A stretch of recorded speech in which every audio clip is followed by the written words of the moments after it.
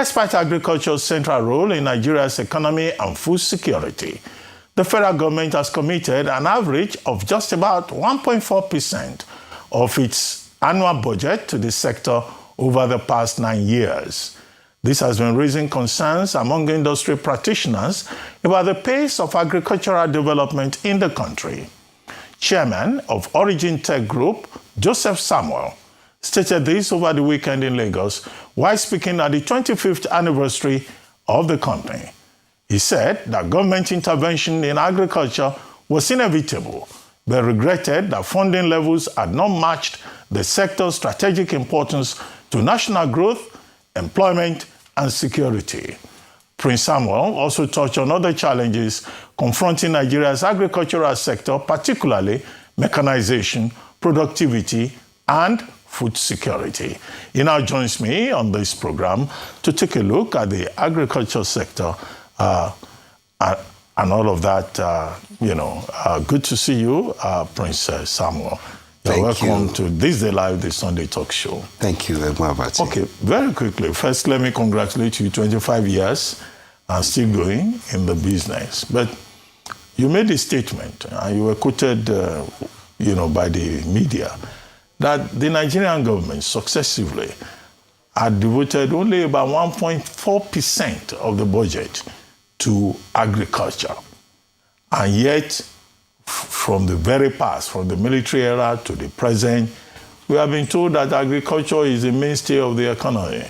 So many initiatives, Operation Feed the Nation, Green Revolution, Bank of Agriculture, Bank of Industry, NASAL, all kinds of initiatives. And yet, what Nigeria makes available is 1.4%. And then, of course, the Maputo Declaration on agriculture says the minimum should be 10%. However, if you look at it in terms of figures, the Tinubu administration will seem to have put in about 600 billion naira, in terms of support, but yet Nigerians cannot say that they have seen the outcomes. Where is the problem? Thank you very much, Nigerians, and thank you for having me on this program today. Well, Nigeria and agriculture over the last 50 years has seen its ups and downs. First off, let me backtrack a little bit. In the 80s, Nigeria fortunately reached up to 8.5% of its GDP investment on agriculture. And as at 2007, Nigeria reached 4.7%. And from that time till now, we've seen a decline in terms of size of investment to GDP. But that is not the challenge. The challenge is not even the size of investment. The challenge is the size of the problem that impedes the development of agriculture in Nigeria.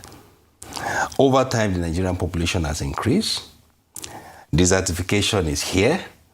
And globally, the competitiveness of agriculture has also been a challenge, requiring more investment. Because you see agriculture over the years have moved from subsistent agriculture, where you can do in your backyard, to heavily intensive agriculture that requires heavy investment in terms of tools. And to do this, it has now gone from you having 1 hectare of land, 2 hectares of land, and doing successful agriculture to require high-tech investment to be able to do it successfully. This is actually the bane of the problem. But again, to look at why is it that we have huge land, huge population, but the agricultural investment is not tying up. It's because Nigeria over the years have not developed its forests into land. We still have large forests, but we don't have enough arable land. In terms of land that has been cleared, land that has abundant water, land that you can get there if you put in, say, 100 million naira or 50 million naira and you start farming. You need to have first put that 50 million into clearing the land to make it a farm. and then you then look for money to begin to till that particular land. This means you require long-term investment to make that land into forest into land and then begin to invest in it. That is where the challenge is. Now, the neglect of the last, let me put it, 30, 40 years is actually has added more to the problem, because you've seen youths who are Gen Zs not wanting to do the type of agriculture of hoe and cutlasses, but they want to do mechanized agriculture. These youths have migrated from the villages to the cities, neglecting agriculture. And why? Because they require tractors. Tractors requires good land that is arable in terms of using mechanized equipment. For example, the rate of damages of Nigerian tractors, the life expectancy of a tractor is between 25 to 50 years. But in Nigeria, you find a tractor between 5 to 10 years. If you get a tractor that lasts 10 years, you've done very well in Africa. And this is because of maintenance, and it's because of the poor preparation of the land. When land has more stone, when the land has more roots on the ground, then it's not possible to do good agriculture. Okay, so this is a part of the problem. Okay, Prince, let me go back to the president's speech. He talked about defense and security, health and education, and also infrastructure, four priority areas in that budget. And then agriculture, which we say is the mainstay. He talked about it almost parenthetically in paragraphs 35, 36, 37, under the heading infrastructure and I think productivity. And he was saying, basically, that the government is going to have 7 agri-hubs in regions of Nigeria. They will be focused on financing. Bank of Agriculture having been told to provide the financing, mechanization, and I think he also talked about the value chain. Are you satisfied that that will solve the problem just by saying so? Well, I have seen the current administration doing a lot of strategic works in terms of re-engineering the sector. And I must commend them that at least we are saying the right things. The budget is focused on developing what they call mechanization hubs. And these mechanization hubs is supposed to support farmers, smallholder farmers. And these smallholder farmers, of course, to make their agriculture better. And that, I think, is a step in the right direction. To take Nigeria to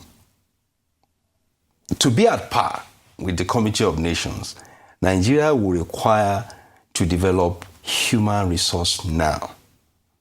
Because that's a challenge. We need to really develop young people and make agri more attractive. And that is the work we are doing in Origin Group. These aspects of agriculture require real-time private capital. Government will enable it. For example, I hope and I believe that the mechanization hub should be focused on preparing land so that we can convert our forests into land and then private capital can come and farm on it. Subsistence farming is not the way for Nigeria. But again, let us commend the government, because without government, agriculture is not possible. Agriculture happens in the rural area, and you will wonder why a country, the most developing economies, focus on finding ways to ensure that their local people in remote areas are able to do agriculture successfully. And that means that government is enabling them by pushing capital to support them.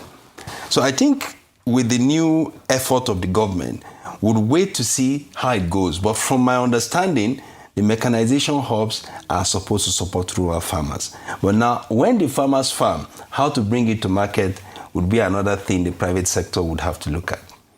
Okay, in terms of global average productivity in agriculture, we are 14 times lower than the global average. Correct. And you are talking about globalization. Recently, the Tinubu administration brought in 2,000 tractors. Correct. So, I mean, well, on the surface of it, you say it shows some level of commitment. So where are those 2,000 tractors? Because we only heard that the tractors were supplied by an old classmate of the president. Do you have any information on how those tractors have been deployed and what kind of impact?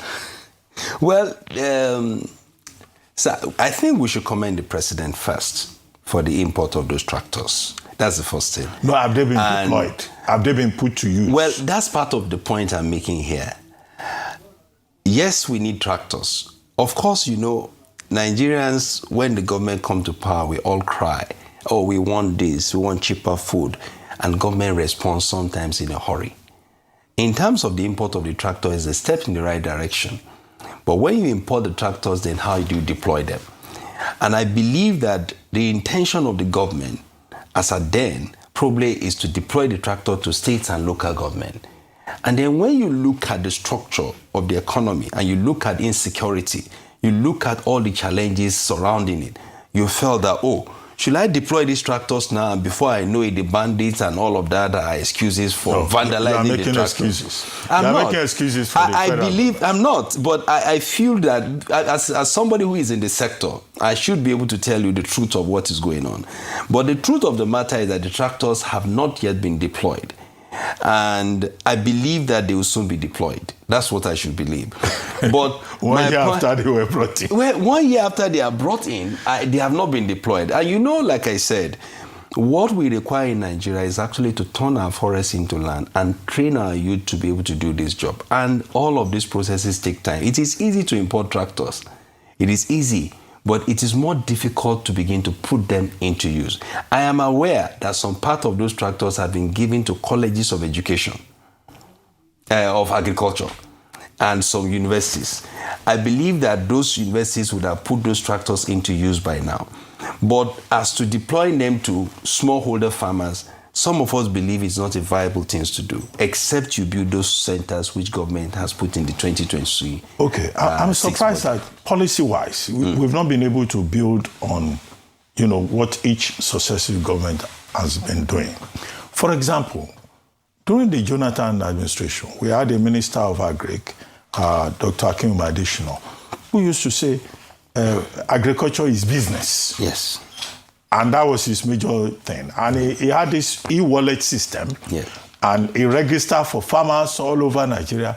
All of a sudden, we're still hearing that 98% of farmers in Nigeria are operating at the smallholder and subsistence farming level. Now, what of the achievement? No achievement since the days of Operation Feed the Nation, Green Revolution, and all of that.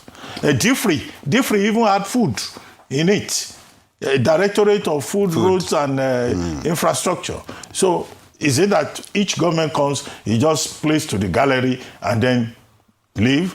The government leaves and then nothing else happens? You know the complexity of agriculture and the nature of agriculture make it look like this. Again, you need a very sincere, committed policy direction in terms of successive government following the same policy for agriculture to sustainably grow. I must say that during Akim Adishino, we achieved some milestones, particularly in rice and cassava. This milestone took Nigeria from a net importer to a major producer of rice and rice paddy. We also achieved that in cassava. I think that's a success we should give to that administration. Now, did we build on it? I would say yes, because we are still the largest producers of cassava in the world, and our rice value chain is still very good. The challenge sometimes, particularly with the rice value chain that I know, is the working capital availability to buy paddy and the competitiveness of this paddy in terms of pricing. So that achieved something. Now, did we build on those successes? That's a question for another day. Now, policy-wise, I believe that Nigeria have some of the best policy. Now, implementing these policies, I think what is missing is building the right enterprises and supporting those enterprises to sustain policy development. So if you look at the oil and gas sector, which you know very well, you will see the government set out a policy and Dangote and other key drivers of the economy, enterprises moved in, and that succeeded. You look at cement policy, you do that policy, then private sector moved in, it succeeded. What we have missed in agriculture is that we have not been able to support sustainably enterprises that would transit those policies into success in agriculture. If you look at our own group, we have seen it all in the last 25 years, particularly our agri mechanization group, which sells tractors, assemble tractors in Nigeria, supply to every government. We have seen all these policy ups and downs. For example, you will import equipment because policy says so, and then the equipment is on ground. Policy which said you should import is no longer buying.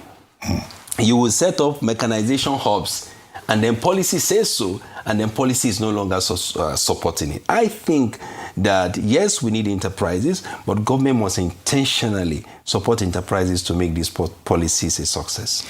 Okay, I guess when you talk about government, yes, the average Nigerian listening to this conversation, all of us, we are interested in food security. Correct. Because there's this saying that if a man is hungry, he will not listen to any other thing. Yeah. So food security is very important. Yeah.